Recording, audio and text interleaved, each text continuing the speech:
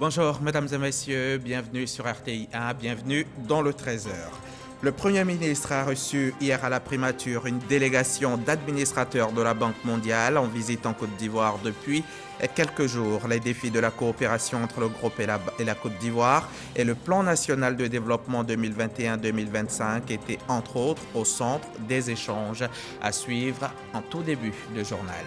Le Fonds vert pour le climat et l'Institut mondial pour la croissance verte apportent un appui à la Côte d'Ivoire à hauteur de 300 millions de francs CFA pour entreprendre un programme de préparation, notamment le développement d'une stratégie ville verte pour le district d'Abidjan. On en parle dans quelques minutes avec notre reporter Grace Kanto. Maïga Binta Yatassaï, l'épouse de l'ancien Premier ministre malien Soumaïlou Boubèye Maïga, réclame l'évacuation sanitaire de son mari, incarcéré depuis le mois d'août pour des soupçons de corruption et de favoritisme dans deux affaires distinctes.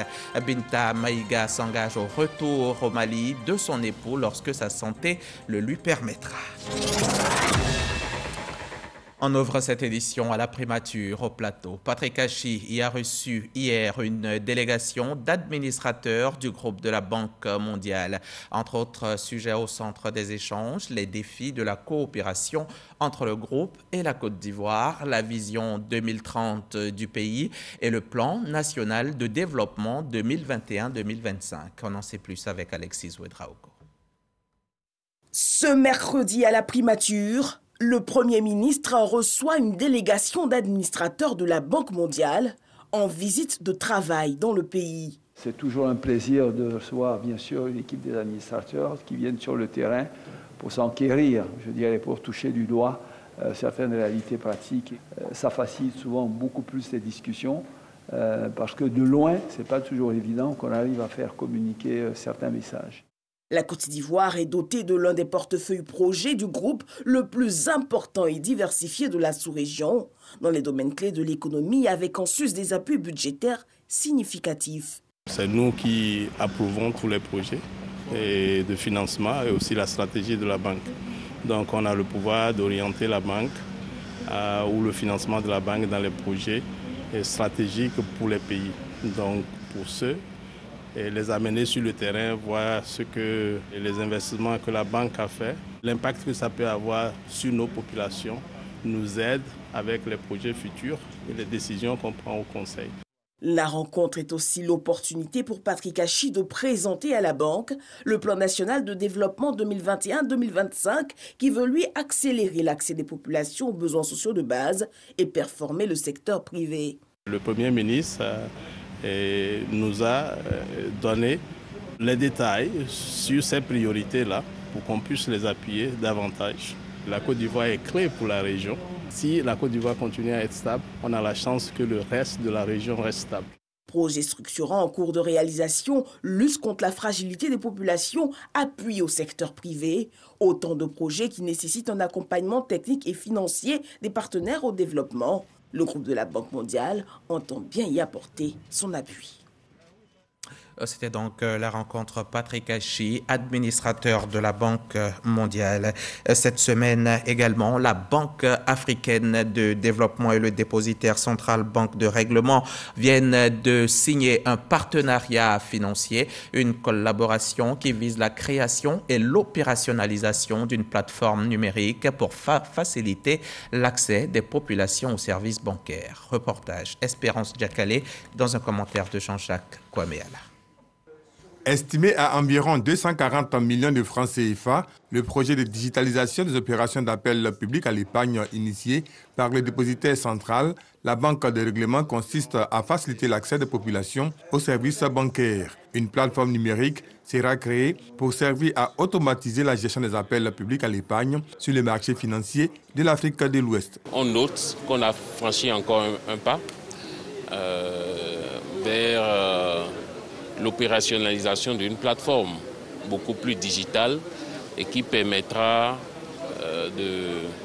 d'accélérer vraiment la collecte des ordres, la standardisation des process de digitalisation des ordres et de rapprocher davantage le marché primaire du marché secondaire.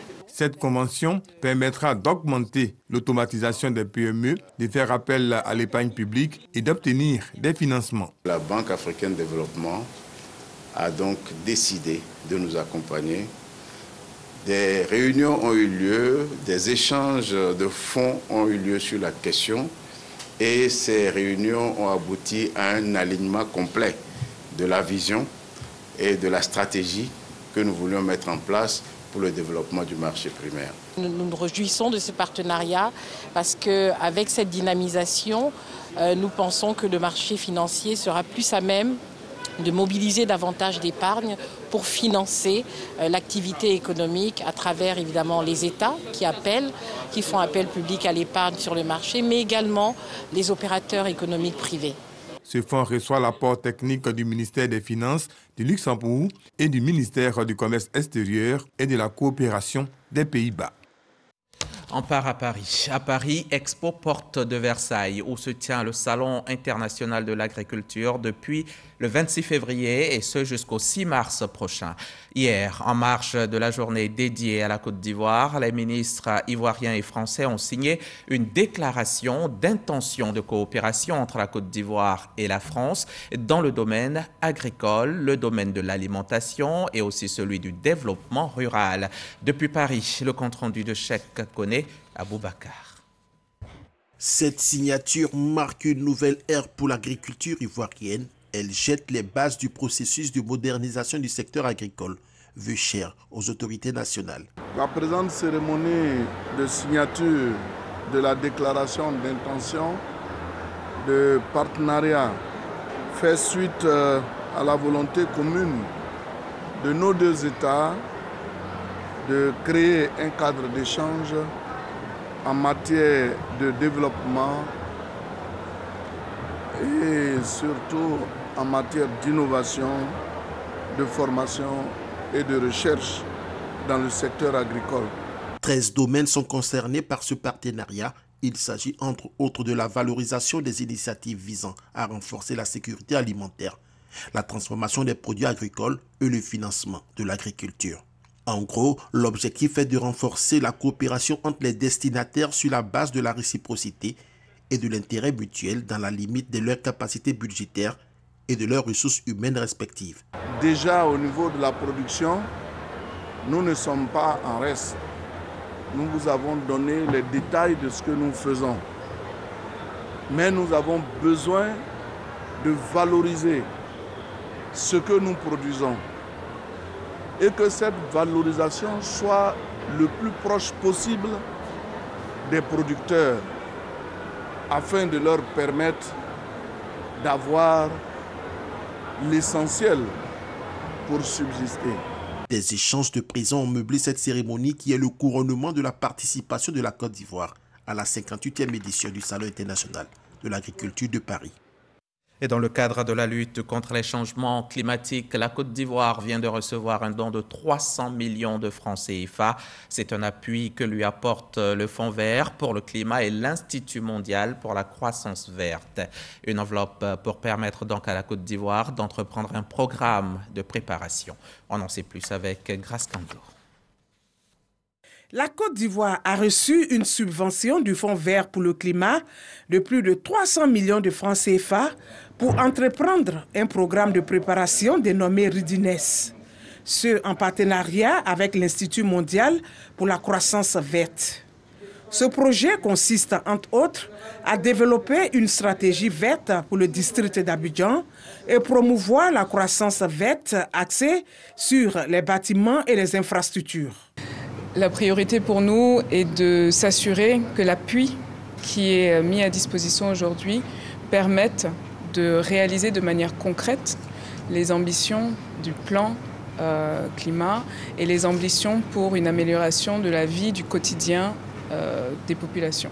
Ce qui est en perspective aussi avec le ministère de l'Énergie et de la Construction, c'est l'amélioration de la qualité des bâtiments pour leur permettre d'être plus écologiques et d'avoir justement une meilleure gestion de leur consommation. La ville d'Abidjan a déjà donc élaboré son plan climat et ce plan climat il est ambitieux.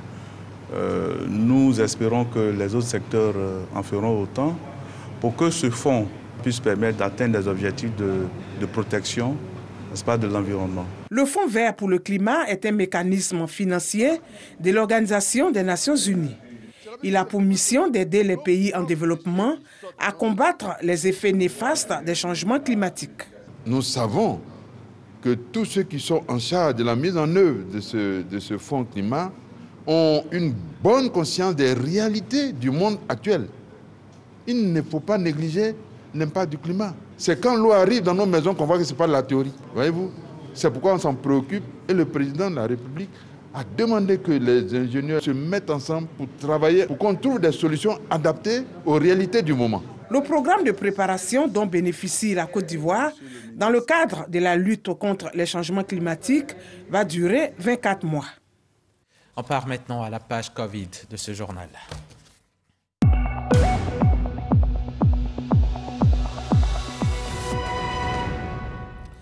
Le coronavirus continue son avancée dans le monde. À ce jour, 440 millions de personnes ont été touchées par le virus, avec 5,97 millions de morts. Ici en Côte d'Ivoire, 81 518 cas ont été recensés depuis le début de la pandémie, avec 794 décès. Hier encore, 18 cas ont été confirmés par les autorités sanitaires. Les gestes barrières restent en vigueur. Appliquons-les pour faire barrage au virus.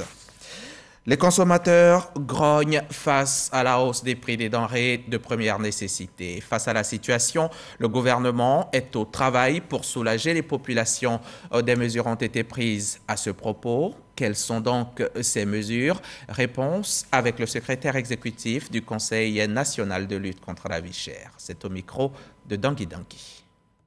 Démantèlement des cartels, lutte contre les faux frais, notamment les pas de porte et le racket, construction des infrastructures de marché, de stockage et de conservation de produits vivriers, le gouvernement met les bouchées doubles pour protéger les populations contre la cherté de la vie, a assuré le secrétaire exécutif national de la lutte contre la vie chère lors de son passage sur la plateforme Tout savoir sur du CICG, Centre d'information et de communication gouvernementale. S'agissant de mesures immédiates, la liste des produits dont les prix devront être réglementés est en cours d'élargissement, afin d'inclure des produits de première nécessité au regard des habitudes de consommation des populations.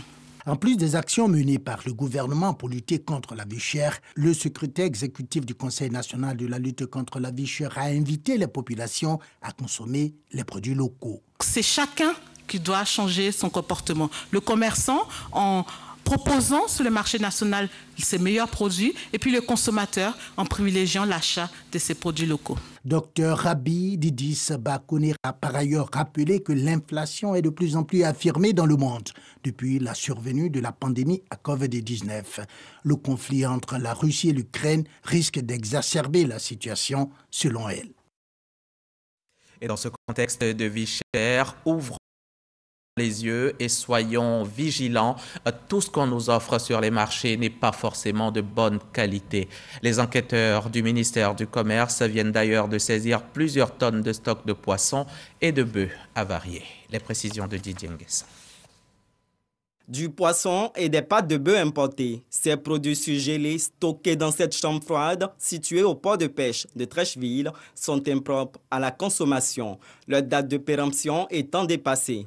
Estimés à 30 tonnes pour une valeur marchande de 30 millions de francs CFA, ils sont saisis par les services de la répression des fraudes du ministère du Commerce et de l'Industrie. L'entrepôt est mis sous scellé. Vous allez également trouver des poissons, des cartons de poissons ou de viande qui sont avariés, comme on le dit dans le langage courant, mais dans le langage technique, nous parlons de produits corrompus. Ce sont des produits qui peuvent, et je dirais qui affectent la santé des consommateurs si l'État ne prend pas garde.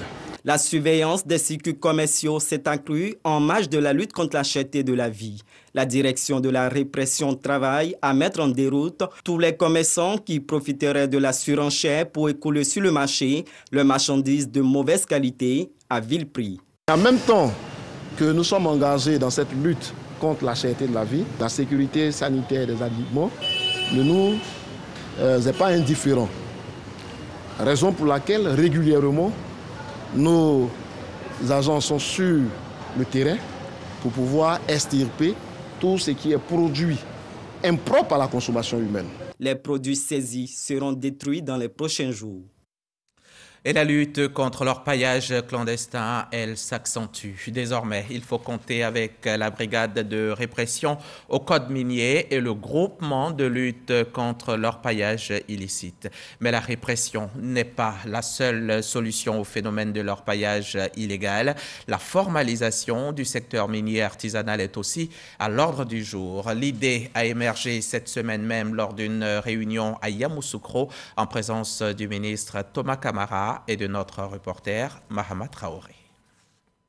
En moins d'un an, le nombre d'autorisations d'exploitation minière à petite échelle est passé de 97 à 195, preuve de la volonté du gouvernement d'assainir le secteur minier artisanal en guise de stratégie de lutte contre l'orpaillage illégal. Bien malgré ces efforts, les acteurs du secteur ont encore de nombreuses attentes. Nous n'avons pas de possibilités pour faire la prospection avant de commencer l'exploitation. Ce qui amenuise beaucoup les résultats que nous avons au niveau de l'exploitation. Le concours de la population environnante, qui a une contribution énorme sur l'aspect même de l'activité localement, et l'approche en termes de développement d'emploi et en termes de développement des infrastructures au niveau des opérateurs miniers. C'est pour plancher sur tous ces défis que le réseau Activités minières responsables et développement durable a initié un cadre d'échange à l'Institut national polytechnique de Yamoussoukro.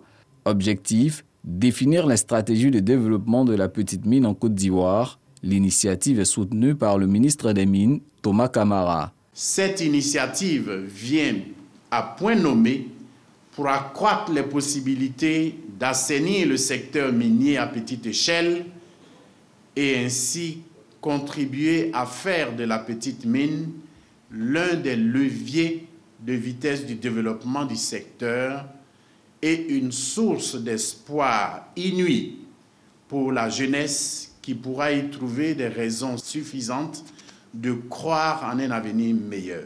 Les conclusions issues de ce cadre d'échange vont permettre au gouvernement d'adresser la problématique de la formalisation de la petite mine. 800, c'est le chiffre du jour. C'est le nombre d'élèves fonctionnaires de l'INJS qui viennent d'intégrer la fonction publique. Après 2 années de formation dans les spécialités de maître d'éducation physique et sportive ou de maître d'éducation ou encore d'inspecteur d'éducateur permanent, la promotion a fait sa sortie officielle en présence de la ministre Anne-Désirée Ouloto. Anne Ouloto qui a exhorté chacun des tout nouveaux fonctionnaires à la probité absolue. Jean-Marc Djadji. C'est à travers ces séquences de fitness et de gymnastique que ces futurs fonctionnaires de l'Institut national de la jeunesse et des sports se disent prêts à intégrer la vie active. Avec comme acteur Zoro Yedi, Descend Bernard, le roi Crapotoué.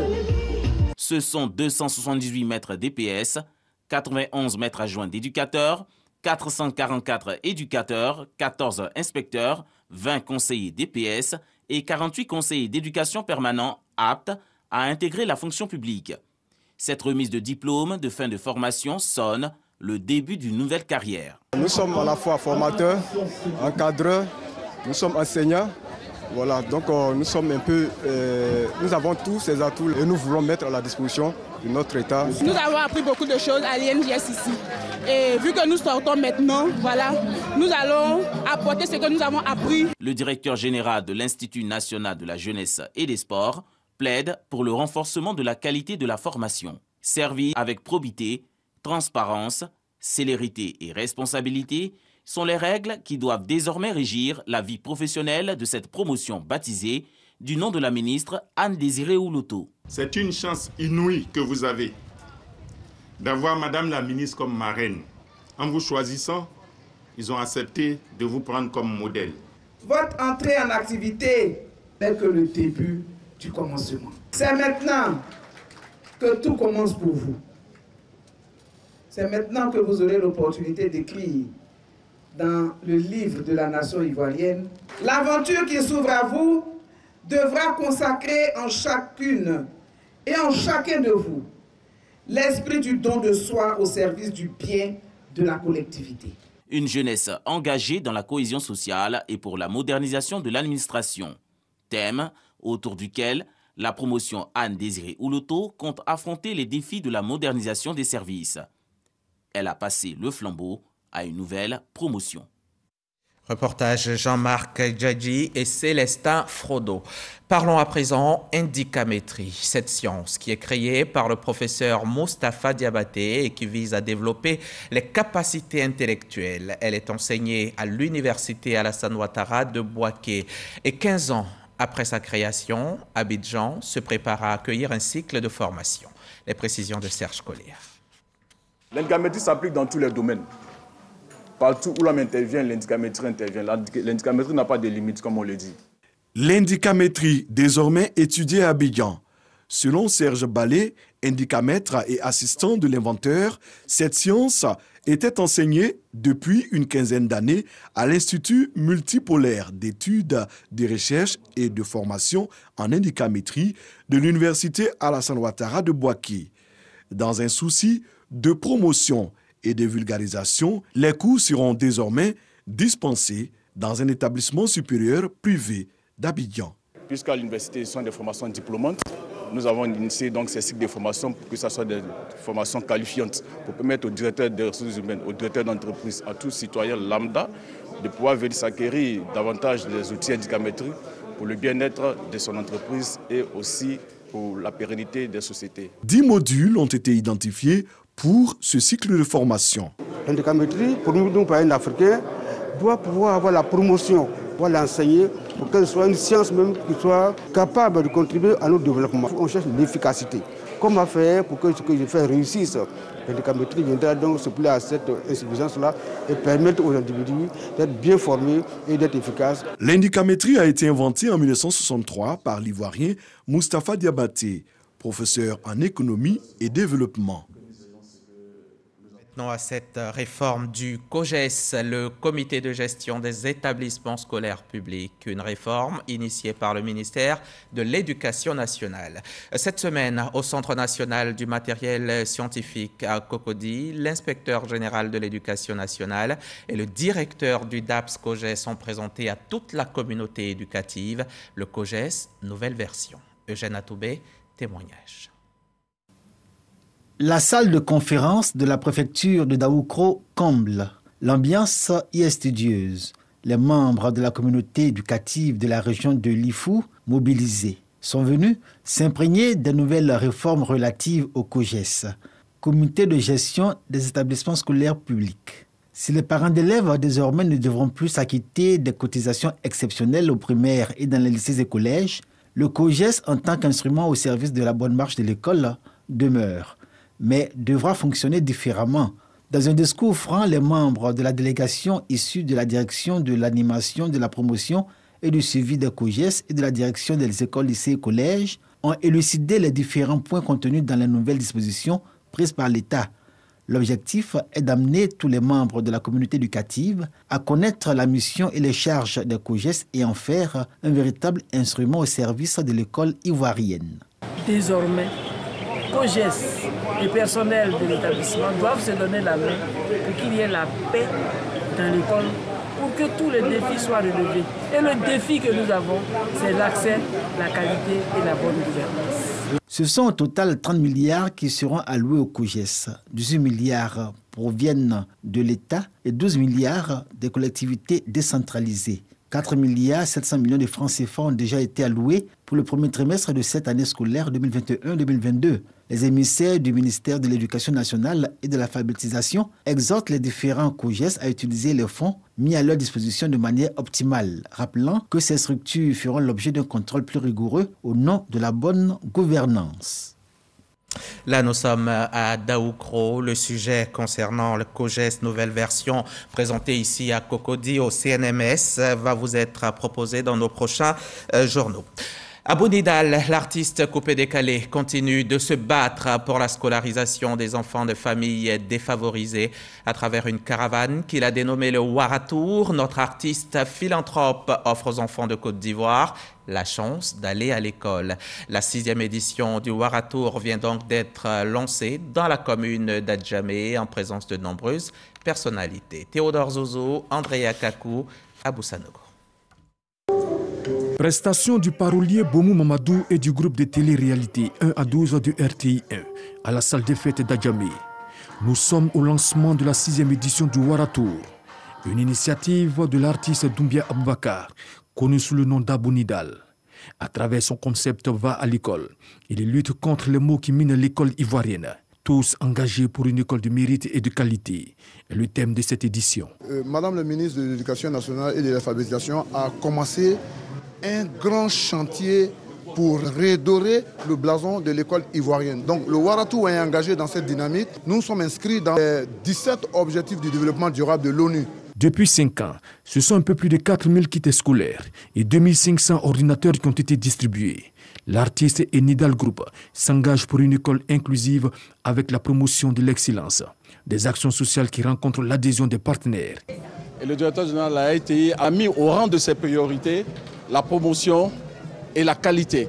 Donc encourage toute initiative qui vise à l'excellence et à une occupation saine et intelligente de nos enfants. Cette volonté d'avoir une école de qualité cadre avec la vision de l'UNESCO et celle du gouvernement ivoirien qui a ouvert récemment les états généraux de l'éducation. Waratour apparaît comme une stratégie novatrice et innovante qui peut permettre de porter plus haut et plus loin le message véhiculé par le gouvernement qui est en quête d'une amélioration des prestations éducatives. Nous devons repenser l'école pour donner à chacun des armes personnelles d'abord pour son autopromotion socio-économique. Il n'est pas normal de nos jours que des enfants commencent l'école au primaire jusqu'en terminale sans toucher à un ordinateur. Nous sommes dans un monde de plus en plus basé sur le numérique. Le Waratour 2022, en plus de la sensibilisation, le combat contre les différents maux, c'est aussi le Wara compétition. Les meilleurs élèves d'Adjamé de l'année scolaire écoulée ont été récompensés. Cette caravane sillonnera plus de 10 régions en cette 6e édition. Et Abonidal passe le micro à 2 autres artistes. Eux sont maliens, Sidiki et Toumani Diabaté. Ils ont offert un spectacle récemment aux mélomanes ivoiriens et maliens ici en Côte d'Ivoire. Un concert dédié à la paix au Mali. Serge Pacom Didi, Issa Chonayeo.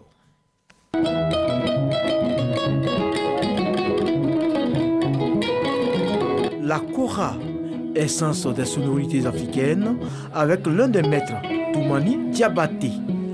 Point récital placé sous le sceau de la cohésion sociale. Un concert pour consolider les liens d'amitié et de fraternité entre les peuples maliens et ivoiriens.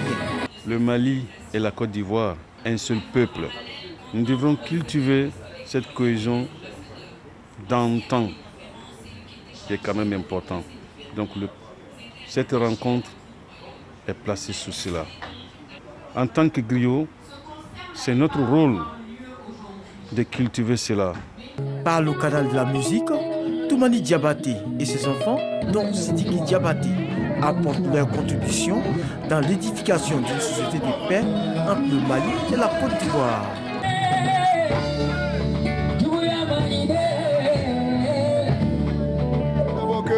Toumani, c'est le baobab, c'est le monument de la musique africaine. Voir Toumani, Sidiki Diabaté, Bala Diabaté sur la même scène, c'est vraiment quelque chose d'extraordinaire. L'art est divin, tout le monde le sait, mais transmettre l'héritage de ce qu'on a comme don à ses enfants, il n'y a rien de tel. De véritables échanges musicaux avec Monica, musicienne israélienne.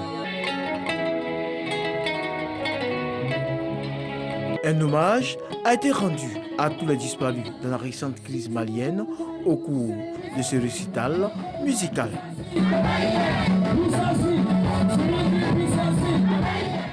Une musique qui sonne comme un hymne à la paix, une prière à Dieu pour le peuple malien. Et au Mali, justement, dans une lettre ouverte adressée au président de la transition, Maïga Binta Yatassaye, épouse de l'ancien premier ministre malien Soumeïlou Boubèye Maïga, réclame l'évacuation sanitaire de son mari. Incarcéré depuis le mois d'août pour des soupçons de corruption et de favoritisme dans 2 affaires distinctes, Boubèye Maïga est hospitalisé sous surveillance policière dans une clinique de Bamako depuis près de 3 mois. Prenant donc le peuple malien en témoin, Madame Maïga s'engage au retour au Mali de son époux lorsque sa santé le lui permettra afin qu'il réponde à la justice. Au Burkina Faso, à peine investi comme le président de la transition, le lieutenant-colonel Paul-Henri Damiba demande un audit général de l'administration publique. Ces contrôles vont concerner les marchés publics, les acquisitions des biens, de services et sur les travaux publics. Au cours de la cérémonie de prestation de serment le 16 février dernier, il avait promis de donner une nouvelle dynamique à la lutte contre la corruption.